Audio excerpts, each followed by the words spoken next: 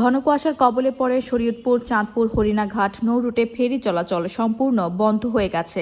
শনিবার ৩রা জানুয়ারি রাত ১১:৩০ থেকে নিরাপত্তাজনিত কারণে এই রুটে ফেরিসহ সব ধরনের নৌযান চলাচল বন্ধ রাখে বাংলাদেশ অভ্যন্তরীণ নৌ পরিবহন কর্পোরেশন BIWTC।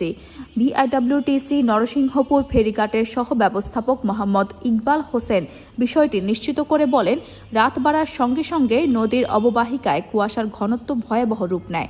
এক পর্যায়ে নৌপথের দিক নির্দেশক মার্কিং বাতিগুলো দৃশ্যমান না থাকায় দুর্ঘটনার আশঙ্কা তৈরি হয়। এমন পরিস্থিতিতে যাত্রী ও যানবাহনের নিরাপত্তা নিশ্চিত করতে ফেরি চলাচল বন্ধের সিদ্ধান্ত নেওয়া হয়। ফেরি চলাচল বন্ধ থাকায় চাঁদপুর ও শরীয়তপুরের দুই প্রান্তের ফেরিঘাটে যাত্রীবাহী বাস, পণ্যবাহী ট্রাকসহ বিভিন্ন ধরনের যানবাহন আটকে পড়ে। এতে যাত্রীদের চরম ভোগান্তির মুখে পড়তে হয়। ঘাট কর্তৃপক্ষ জানায়, বন্ধের সময় কোনো ফেরি মাঝ নদীতে আটকে পড়েনি। কুয়াশার ঘনত্ব কমে এলে পরিস্থিতি বিবেচনায় পুনরায় ফেরি চলাচল স্বাভাবিক করা হবে। শীত মৌসুমে ঘন কুয়াশার কারণে এই নৌরুটে প্রায় ফেরি চলাচলে বিঘ্ন ঘটে বলে জানান সংশ্লিষ্টরা। নিরাপত্তাকে সর্বোচ্চ গুরুত্ব দিয়ে এ ধরনের সিদ্ধান্ত নেওয়া হয় বলেও উল্লেখ করেন তারা।